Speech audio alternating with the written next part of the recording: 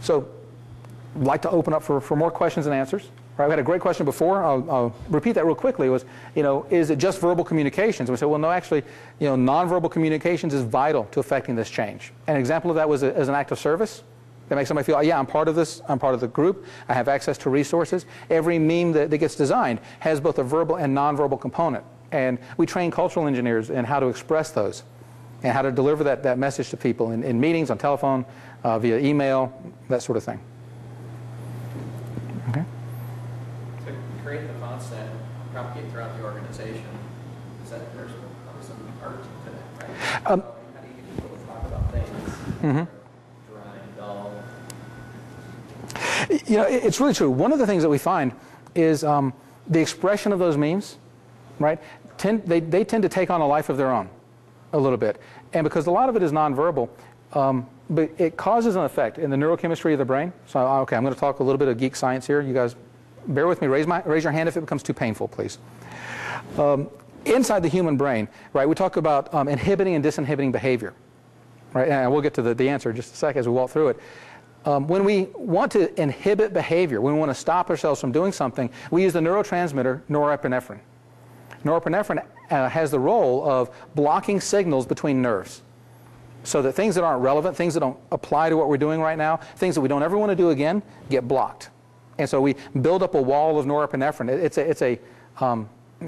It's a slight inhibitor, so it takes a lot of it to really strongly inhibit something. So we use a lot of it to stop ourselves from doing things. We find that resetting levels of norepinephrine within the human neural network takes about 12 minutes. And so as we begin to sit in a meeting and we're starting to talk about something that we think, okay, it's kind of dry, the cultural engineers get bored, right? They keep expressing the same ideas over and over again a little bit. And you watch, in about 12 minutes, all of a sudden, that person has moved, or that group in that meeting has moved, and they're now at act. They're not at be anymore. And as you begin to express it more, they get up to think, and then they get to generalize. In about 30 to 40 minutes, you're going to have them leading the meeting. And they'll be taking you to places that they need to go in order to accomplish the idea. By the end of the meeting, we can usually get a group up to a plan. And their plan will say, okay, if we're going to do this, we need to get you involved with this group at this time because they've got these other things going on. They start to plan ahead a little bit. And so for them, since most of that expression is nonverbal, A, they don't really realize that it's happening, and B, it's not repetitive because they've gotten embedded in the context of solving the problem. And they walk away from the meeting and feel like, hey, we really knocked that one out of the park. Really do. What a great idea we had. And yep, you did. That's a wonderful idea.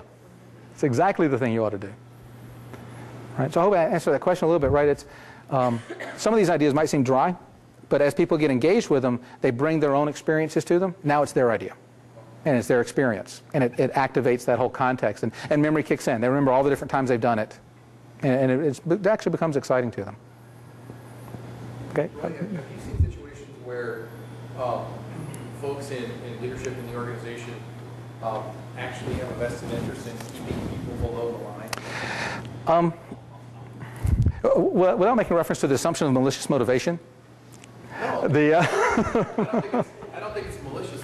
No. It's functional. But so it has to do with believing they have a level of control if they can keep people in think or act. when we express change, right, one of the things that we find is that being a manager in an organization that's changing is a matter of learning to be delegated up to. Right? Because you have to offer trust. You have to offer resources, and then you have to offer trust to the people using those resources to make that decision, or your change won't work. You won't get them above the line. And then you're stuck with a 5-year change effort, that sort of thing.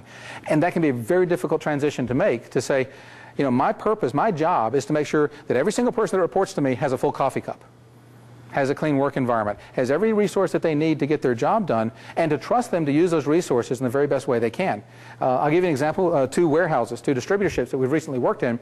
One of them has quotas every day for people working in their packing department. You got so many packages per hour and so many per minute and things like that. Have a massive turnover rate.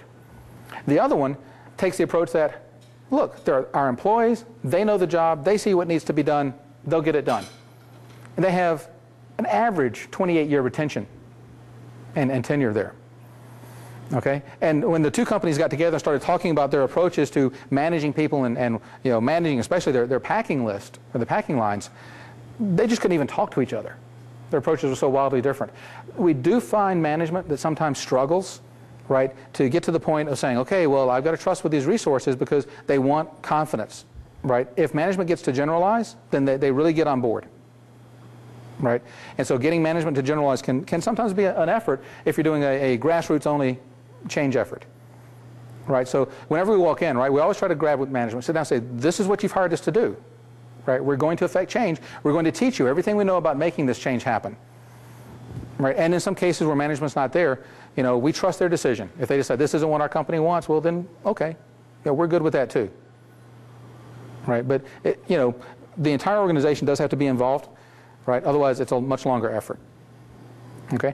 Now, having said that, and I know you had a question right there. I'll get to you. I think a large part of any culture is the negative means. Yes.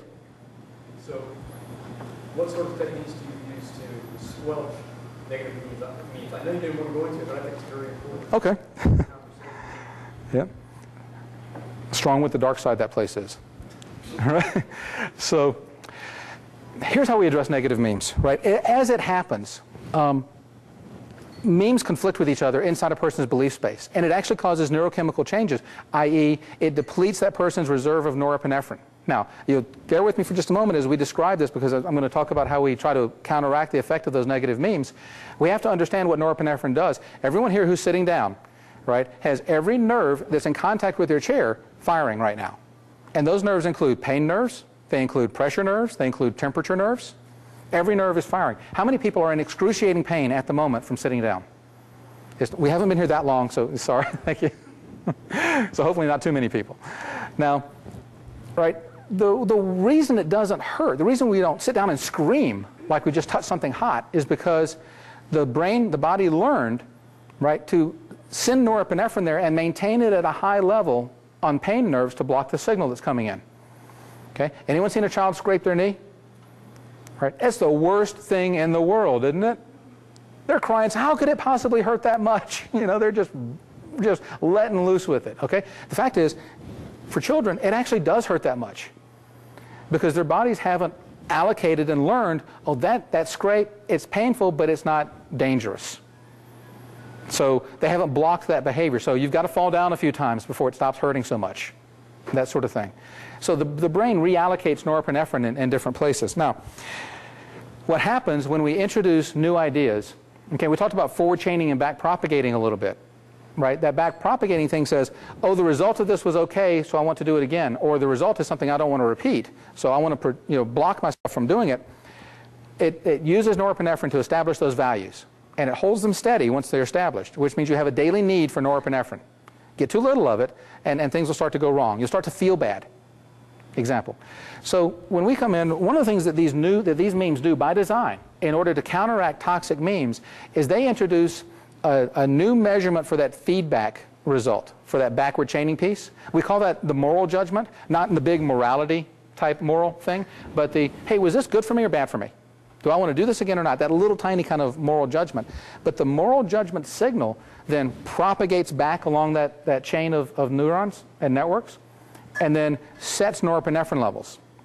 What can happen is when these new memes begin to operate, these new ideas begin to take root, they'll conflict with the existing moral judgment measurements, the things that we used before to decide if I wanted to do that or not do that again. And as they conflict, norepinephrine levels in the brain will drop. And as it tries to resolve the conflict. And as those levels drop, what happens is new behavior becomes disinhibited because there's nothing to block it anymore.